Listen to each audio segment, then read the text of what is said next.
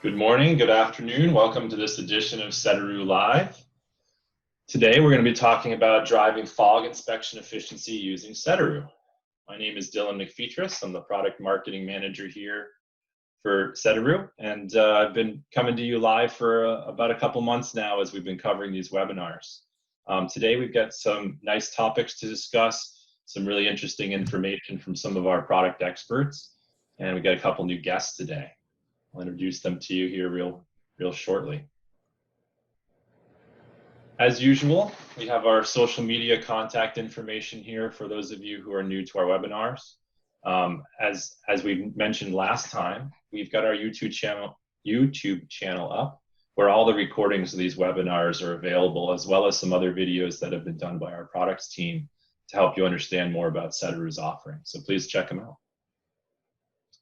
As usual, we like to frame our conversation a little bit using the DROPS utility automation continuum. Today, while we talk about fog and some of the program management associated with that, as well as how Sedaru can help you with this process, we're really looking at a bunch of real-time and optimized functionality, allowing you to see kind of the work across your system. But really, this actually starts to drive towards self-driving with the ability to schedule recurrence and some of the functions that are built into the KPIs and metrics. So really excited to show you guys a little bit about this today. As I mentioned, we do have two new guests today with us. We have Ramon Gallegos, who's an implementation manager, and Andrew Hargreaves, who's a solution architect. And the two of them are going to be covering a number of the sections here today. Got a little bit of a webinar agenda. We're going to actually do an introduction to fog program management, just some thoughts and considerations that we think are important to understand. Hopefully some of these will resonate with you out there on the receiving end of this webinar. We're also going to cover some product demonstrations from our field data collection application field force, as well as the operations management network intelligence application that is the platform where everything can be seen. As usual, we'll do a question and answer at the end. But at this point, we're going to kind of get right into things, and I'm going to turn it over to Ramon to do his introduction to the program. Thanks, Dylan. I just want to give a little background on myself and why I'm here today. I used to work for a great environmental engineering firm called Environmental Engineering and Contracting. And my role there was to lead the technology group. And part of this, two of the services we provided were asset management software needs assessments for water and wastewater agencies. But we also developed and implemented fog programs for wastewater agencies. And so that background has really enabled me to provide our customers with some good direction and good support for implementing Sedaru with their fog programs. So in any case, fog program considerations, obviously the largest contributor of fats, oils, and greases to any collection system are food service establishments. And so for quite some time now here in California, many agencies have been required to develop their fog program, which would include the FSC inspections. And obviously, to go along with that program, you would have to announce the program to the restaurants to get their buy-in and get their cooperation. So a lot of that FSC communication happens, at the forefront of the fog program implementation, and it's terribly important. Once you have an inventory of your restaurants, what you'd want to do is determine, which of these restaurants are the biggest contributors of fog or potential contributors of fog. And so what you'd want to do is develop the frequency that you're going to do inspections, and it might be different for different types of restaurants. For instance, a Subway that only has a microwave and a toaster, you might not go as often as you would to, let's say, an Outback Steakhouse. So, you really want to take the types of restaurants and their capabilities into consideration when trying to determine how often you're going to inspect them, particularly if you're an agency that has limited resources, and many of them do. That's been my experience with some of the agencies that I've worked with in the past. After you've, started the fog program and developed your restaurant inventory, then you want to, and started your inspections, you want to manage your follow-ups. You're going to start finding violations, but you want to work with the restaurants to get them into compliance. And so you've really got to pay close attention to what types of violations your inspectors are finding and what you're going to do about them, how you're going to follow up on them, which leads into elevated enforcement. If you find a restaurant that has a violation and you say, okay, we're going to come back in a couple of months or a couple of weeks, and they haven't corrected that violation, what's the next step? You can't just keep going back and inspecting for the same violation if they're never going to correct it. You have to escalate enforcement or elevate the enforcement, particularly if there's a possibility that they could be contributing fog and potentially lead to a sanitary sewer overflow if that fog develops into a blockage. Um, in many cases, if you have a cluster of restaurants, let's say you have a food court of some sort at a mall or at a large entertainment center, then you might look into fog pretreatment for the individual facilities that are there. And then, of course, along with that, you would want to be able to capture revenue for that, or not revenue, but be able to support that through billing. Um, as you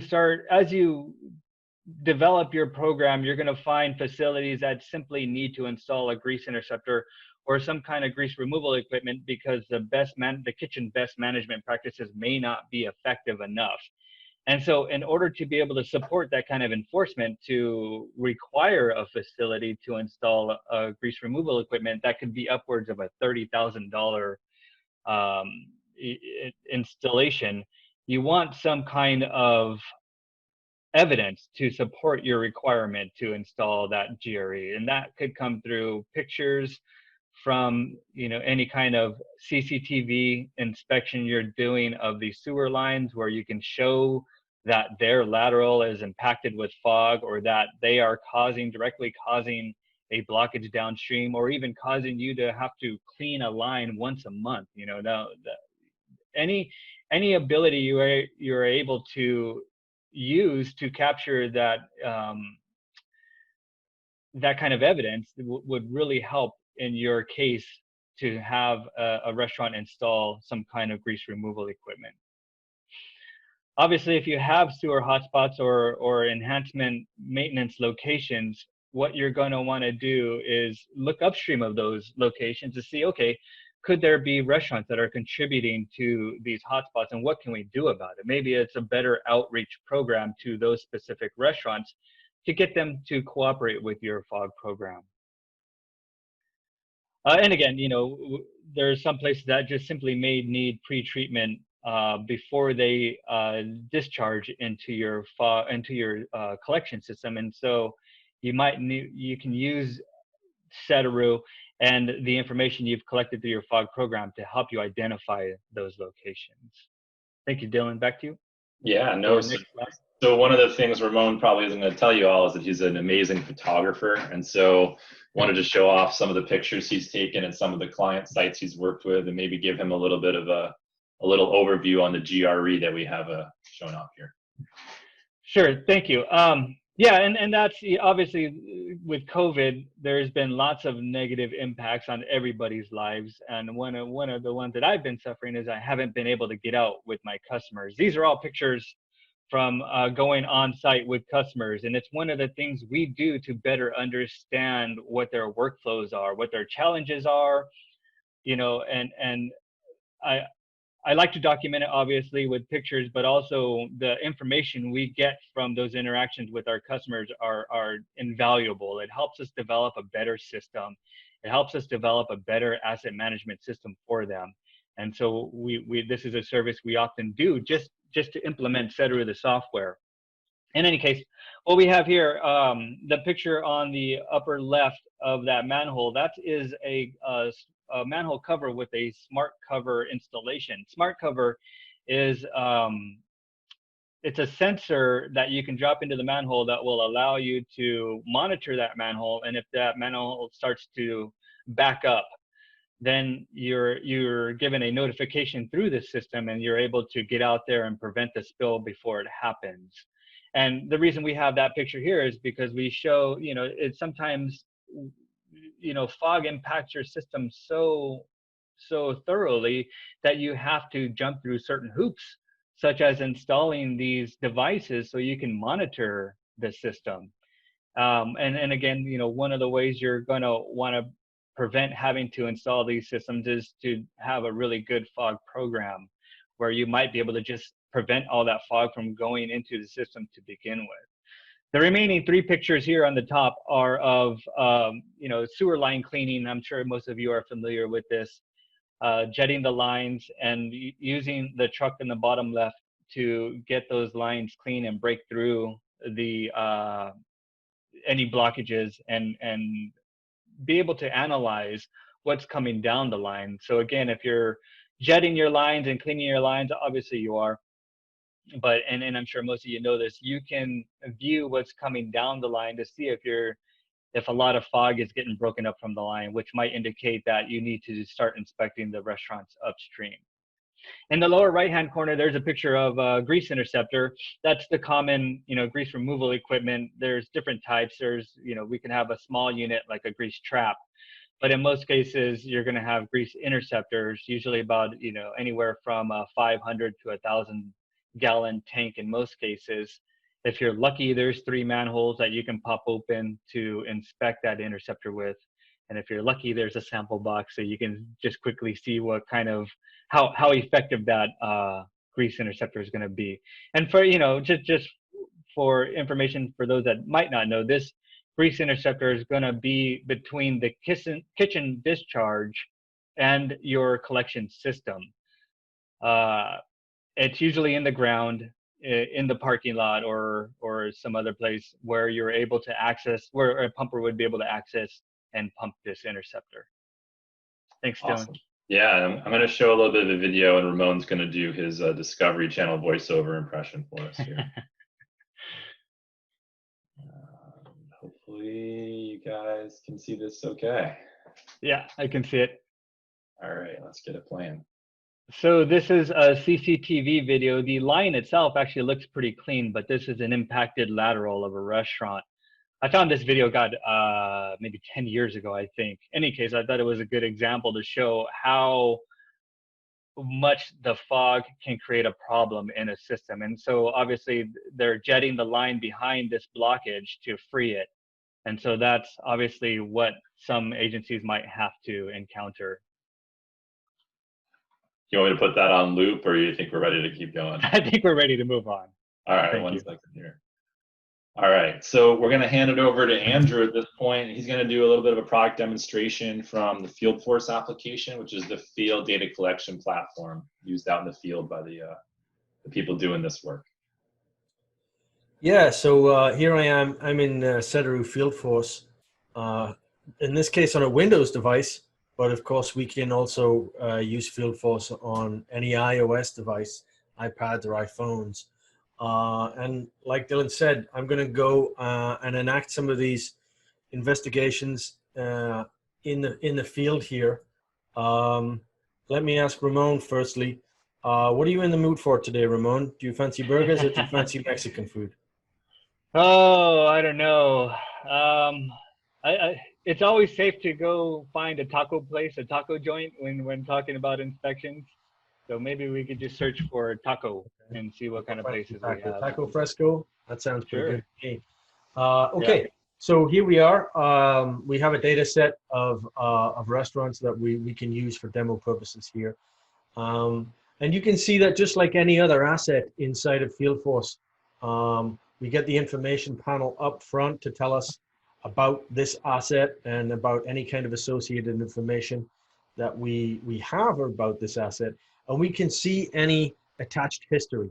So we can see that we've actually already done an inspection, a grease receptacle inspection, grease removal inspection against this restaurant back in June. So we have all of the associated history.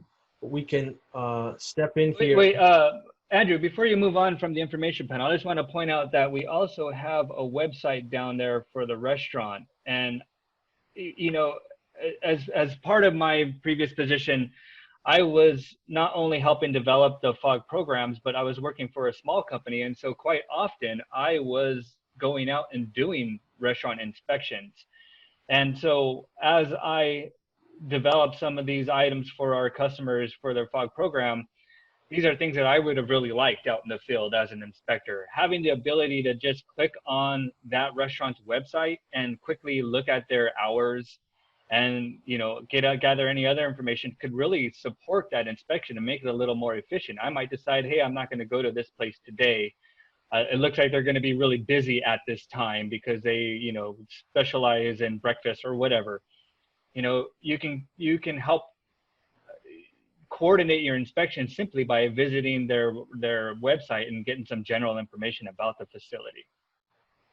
Yeah, and that just echoes what you said earlier, right? That experience of being shoulder to shoulder with field personnel, whatever the workflow, is something that we take very seriously, because we can devise a bunch of great workflows here in the office or at home these days, run them through Field Force, and they look and feel great. But standing in the street is a very different experience.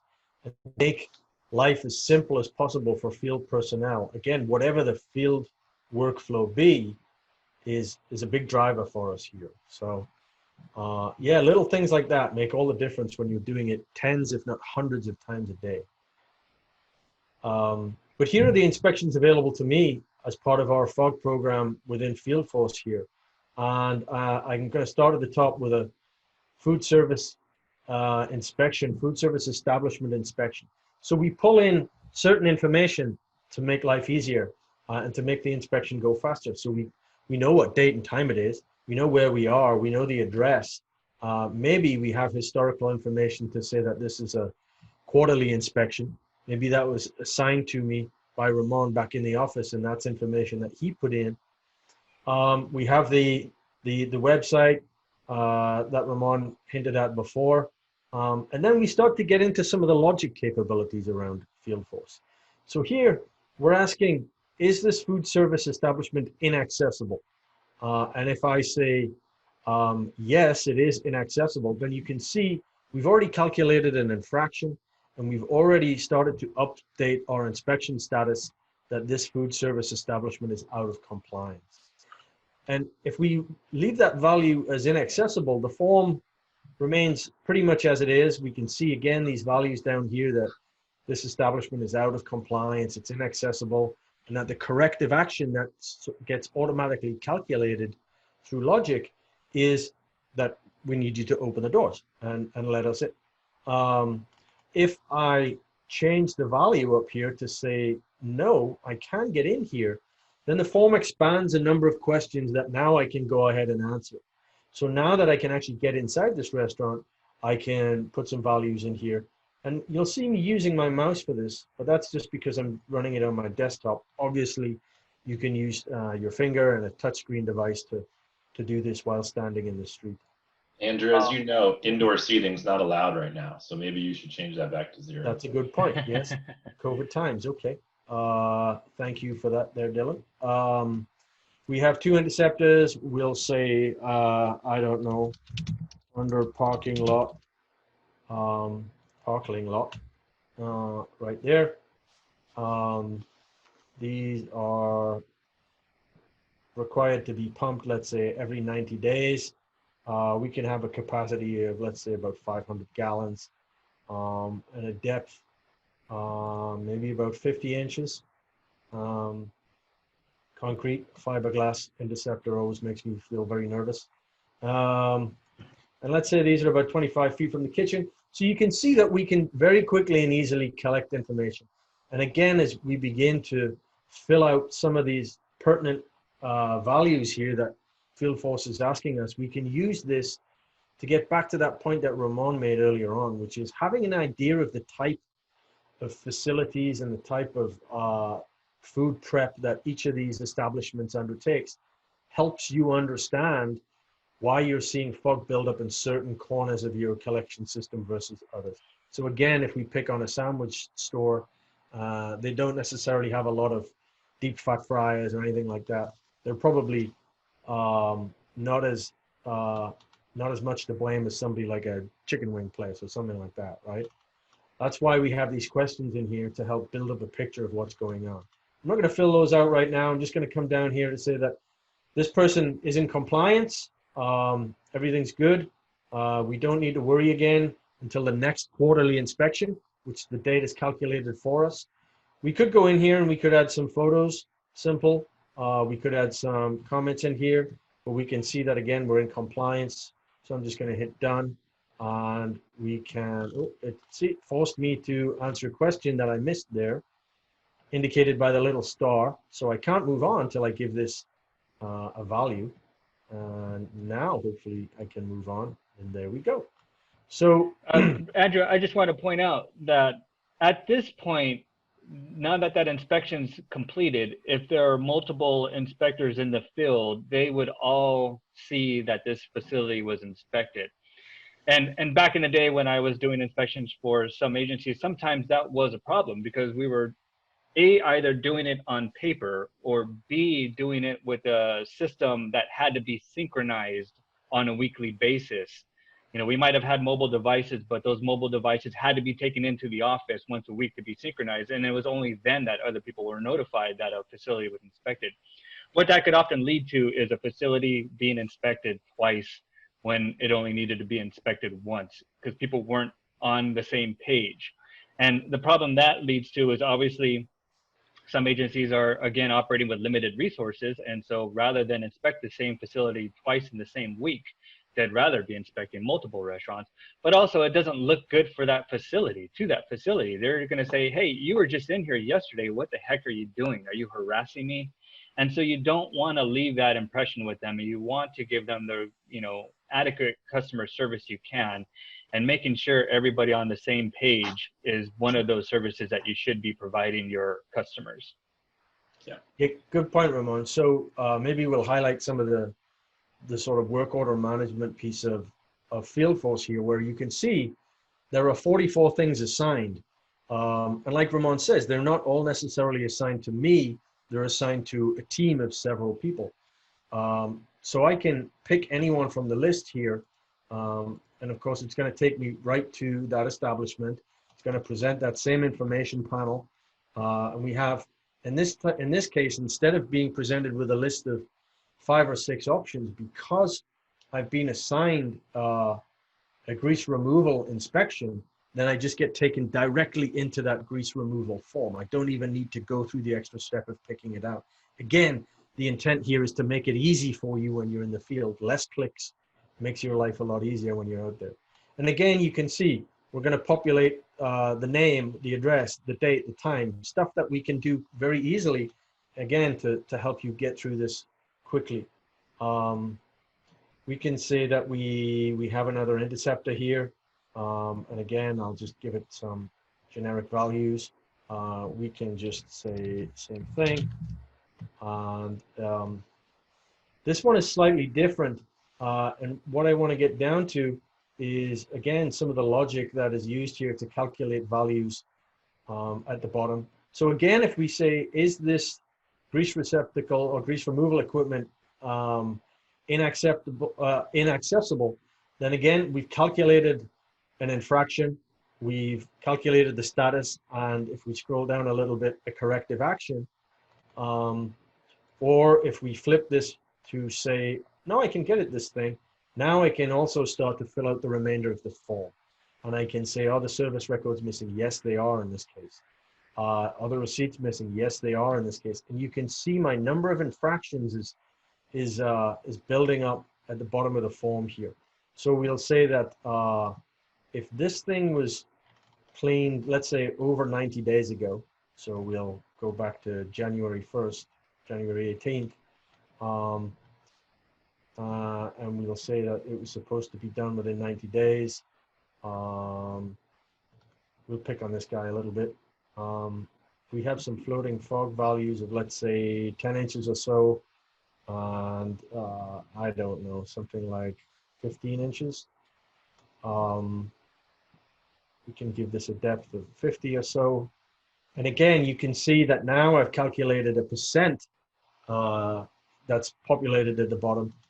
And again, this list of violations and their associated corrective actions is just being automatically compiled for me as I go through the form. Again, making life very easy for me to undertake. Because Andrew, just want to point out a couple of things here. In most cases, if the facility's already been inspected and we know the interceptor and the capacity of that interceptor and the fluid depth, all of those values would have been pre-populated because we already know them. In this case, we must not have recorded that data. However, the one thing I did want to point out, the required pumping frequency, that would have also been populated because we might have already known that. And then as we put in the date of the last pumping event, you know, the inspector's there, he's looking at the logs or the receipt, he can type in that date of the last pumping event. And rather than him having to figure out whether or not it's been within their pumping frequency, Sedaru automatically does it. And it'll calculate it as a violation if it's not within that pumping frequency. It'll add it to the list of violations and it'll add it to the list of corrective actions. So that's just another way of being able to, you know, help the inspector get through this inspection more quickly without having to do a lot of the paperwork it might take, so to speak, to register the violations. exactly. And so if we find ourselves in the situation, we want to do a follow-up here. You know, we'll say that we'll come back here in 5 days. And you can see that our next inspection date against this restaurant, this food service establishment, gets updated to 5 days from today. And again, I could add some photos, I could add some comments. I'm going to end the inspection at this date and time, and I'm done. It's that simple. So one other thing to add, Andrew, is that again, everybody will see that you know, the next time this facility has to be inspected is on the 9th. That's shared with the entire team. It's not living somewhere in my car until I get back to the office to tell the FOG program manager, where they're going to put it on an Excel spreadsheet. You know, this is live. Everybody has access to that. And to build on that point, my 44 list of things to do, or everybody on our team's 44 list of things to do, has now dropped to 43 lists things to do. So like Ramon said at the beginning here, if you have a team of inspectors out there, nobody's going to come back to this particular food service establishment because it's been removed from the list of inspections that need to happen, and its follow-on inspection has been scheduled for 5 days' time, as we said. So very simple, but very effective management here. So while Ramon steals control here from Andrew, I'll just point out, like, you know, those forms that we were showing and those workflows, those are part of our demo site. Obviously, those would be customized to each of the utilities FOG program, including the you know, actions that should take place based on the violations and which things qualify as violations. That's definitely part of the services side of implementing the program. Yeah, thanks, Dylan. That's a really good point. Okay, so we're going to go visit an actual customer who's using Sedaru for their FOG inspections. I spoke with this customer and got their approval to go ahead and share this with you. And this is just to show how all of this works in action. They're using Sedaru for a number of programs, including pipeline cleaning and different bits of information. But really what we're interested in is the FOG program tasks over here. If I go into what we call the controls view of Omni, I can look at the different types of performance criteria they're capturing here. And this is all being generated in real time by the results of the inspections.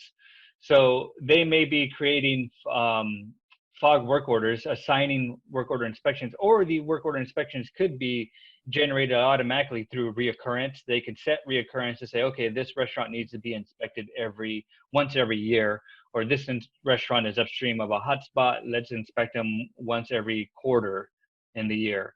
So they can see, you know, what work orders are currently open and waiting for inspection.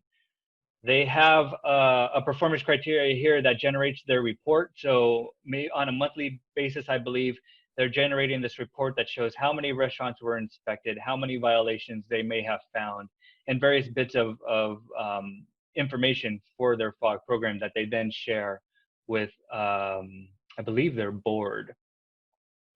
This shows just inspections or the fog forms that have been completed in the past 30 days. Just gives them a list of the different restaurants that have been inspected. This gives them an idea of which FSCs currently require a follow-up, which restaurants currently have a non-compliance, but maybe their follow-up isn't due. This performance criteria captures all of the restaurants that are past due for inspection. And I remember this is something that we, this was sometimes difficult to manage if you're running your program on paper, because you're looking at an Excel spreadsheet, sorting it by the last inspection date, and then trying to figure out, okay, did they have a violation? Did we say we were going to follow up? How many days did we give them? And so this can sometimes be an extra hurdle to manage when trying to manage your fog program. With Sedaru, all of this is automatically calculated and presented to you, so you don't have to then go and look at your Excel spreadsheet and sort it by inspection date. This gives them an idea of how many inspections are going to be due within the next 6 days. This gives them the ability to then coordinate or manage if necessary. They have a form right now for just editing information about a restaurant. So let's say a restaurant calls them and says, hey, we're installing a grease trap. Rather than having to go and actually do an inspection, which they would eventually do, they could update their information about that restaurant and just include that in their inventory without actually having to go there. So that's what an FSC edit form is. And this is just a list that they can generate whenever they need to. It gives them a list of all of their restaurants so that they can then compare that against their local healthcare agency list of restaurants and make sure that nothing's falling through the cracks. They have a second panel here that has a group of other performance criteria. These are specific to their fog permitting program. So they're permitting their restaurants for the fog program, and this gives them an idea of which FSCs have expired permits, which FSCs permits are expiring in 90 days.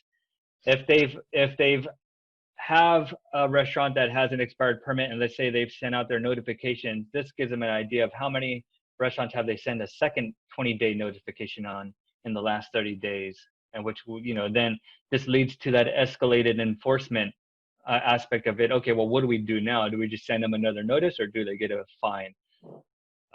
This gives them an idea of any new permits that have been created in the last 30 days.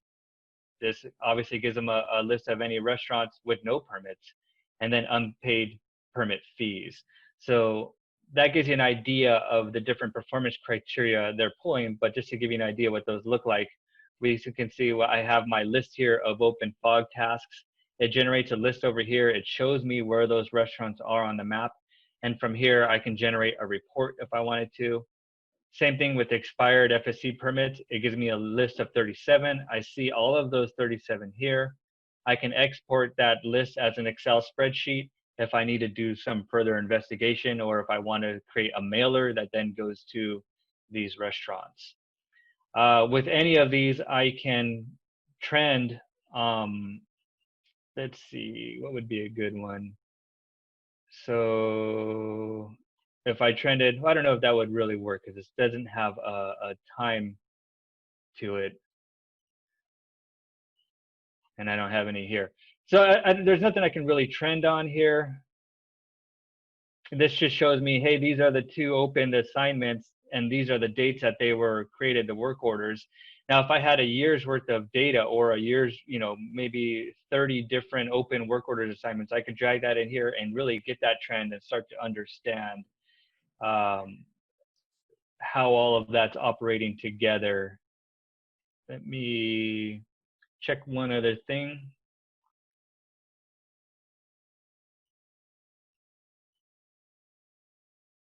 Again, they're pulling in lots of information here. I really want to be able to show you guys a trend. So let's look at, so this is completed fog inspections in the last 30 days. I can bring that in and I can see, when we're getting inspections done. But really the power here is I can look back at a year and see when we're getting inspections done. And quite often when I was working with agencies to walk them through their fog programs, I'd say, hey, there's times of the year where the fog load might be different than others. And I'd often say, through the holidays, you should really bump up your inspections. And I can see here, this customer is not necessarily doing that. They might have various reasons, but this would give them a chance to look at this and go, oh, well, we should have bumped up inspections through the holiday season. I want to do that in my, I can start scheduling to account for that. They updated, I mean, they did a lot of inspections early on before the holidays, which really gets the message out there to their restaurants. It might be all they need. But again, through with this trending, I can really analyze when we're getting inspections done and how I can make my program more efficient. Absolutely. Yeah. No, that's fantastic. Anything else you wanted to add about how Omni can help with the management of the fog program? Sure. And, again, with Omni, we could set reoccurrence. So let's say these were all the restaurants that were done in the past 30 days. And I know that these were all facilities that have an inspection frequency of 1 year. When I go in to create my work order, I can set reoccurrence so that I don't ever have to touch them again. Say, hey, we're going to go to all of these 22 restaurants once every year, starting next year. And so, my reoccurrence is set. I don't have to touch these guys again. Obviously, I'd want to monitor them for violations, but as far as their regular reoccurring frequency inspections, it's all set. It's good to go. Another thing I do want to point out is looking at this facility, I can see, this agency, I can see they're still doing fog inspections, 22 inspections in the last 30 days. Doesn't seem like a lot, but remember, we're at a time of COVID and most restaurants are shut down. So I think this is a pretty good number. With Sedaru, when we open up again, and it's going to happen, we're going to open up. People are tired of cooking at home. I think we're going to see a lot of restaurants in full capacity. I think we're going to see a lot of fog being generated.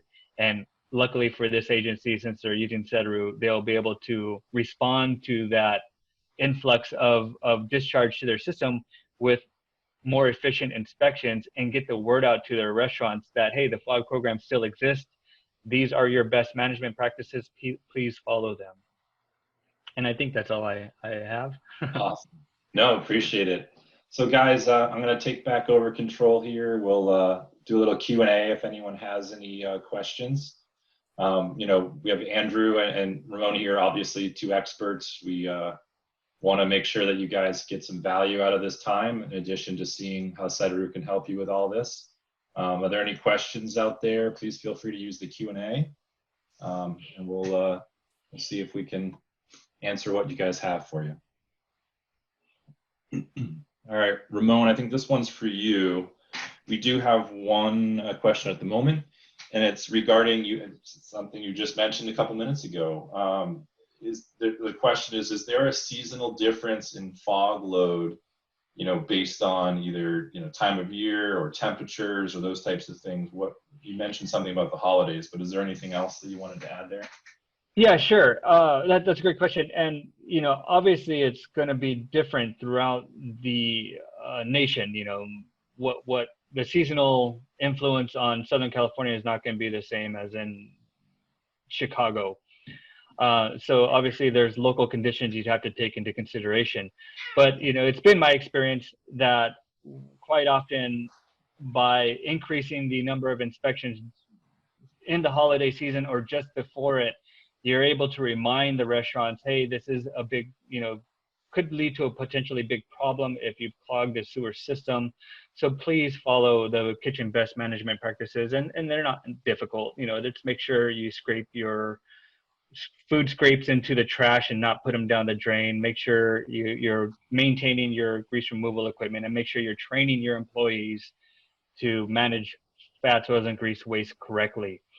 And just by that simple outreach, and maybe that outreach doesn't come in the form of an inspection, maybe just a letter to the restaurant, I think really goes far to help, prevent that fats, oils, and greases from going down the drain in the first place. Yeah, that's great. I mean, I know in my context of my experience with utilities, which is mostly on the customer service side, there was often, the need to bill for fog, right? So if inspections were coming back above certain thresholds, you know, the utility would then charge customers a flat charge based on those levels. And so there's always this incentive, right? So I like what you said about kind of sending out those letters as a reminder in advance of the peak seasons or the higher demand to get them to focus again. Yeah. All right, looks like we have one more question. It says, we currently send letters to restaurants letting them know any failures to their grease interceptor, pumping or repairs. Is there a way to generate those letters from this program? The simple and straightforward answer is yes, because everything that's recorded in the inspection is put into your GIS, your geo database, and it's accessible by you. You can pull that information out through Omni, and if you have a pre-existing letter, let's say in Word, and you were to create a mail merge, all you'd have to do is get the data out of Sedaru in an Excel spreadsheet, save it, you know, obviously save that file in the same location with the same name, open up your mail merge document and hit print. It's going to pull in all the information, including violations and corrective actions. It's going to pull in the inspector's name, the inspector date and time, who they spoke with at the restaurant. All that information is going to be included. So yes, absolutely, you'd be able to automatically generate letters with a mail merge just by simply exporting the information out of Omni and then importing it into your Word document mail merge. Andrew, anything to add on that? I mean, that's the most straightforward and logical way to do it. Like you said, any of that information that's captured in that form that I showed is available back at that geo database. And I think Dylan highlighted halfway through here that what we showed is not the only way that you can do this, right? It's a very flexible, configurable solution. So if there's questions in there that you ask that you did not see, then they can certainly be integrated into the various forms to supplement some of that information and some of those letters that go out. Awesome. All right. Well, thank you, Andrew. Thank you, Ramon. Guys, that was the last question that we had asked. Oh, cool. Of course, as soon as I say that, someone else came in one more. It says, can you have the restaurant sign the form? So when you're out there doing the inspection, like, is there a way to have the restaurant or the manager, or the person there, acknowledge it in some way, sign it, something like that? Yeah, you know, this has been an issue at some of the agencies I worked with before, especially when we go mobile. You know, a lot of the devices don't allow you to capture a signature. There are different things we can do. I don't currently have any customers that are capturing signatures in the field, but there is obviously apps that we could use that we could pull in and capture a signature. We could capture an image when, as Andrew was showing, when you're doing an inspection, you can integrate with your device's camera and capture a picture. So there are solutions out there. I haven't had to implement any, but again, there's something we would be able to figure out. Absolutely. Great last question. Thank you.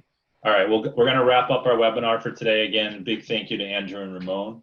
Really appreciate it. Hopefully there's some value to you all up there. Really great insights into FOG programs and how Sedaru can help you make your inspections more efficient. As usual, we'll be having another webinar here in another couple of weeks. Always looking for feedback and interest in new topics that you'd like us to address. So please reach out, and we'll have the recording of this up on our YouTube site here relatively shortly for you guys to consume or to share with friends if they're interested in learning more about FOG and Sedaru.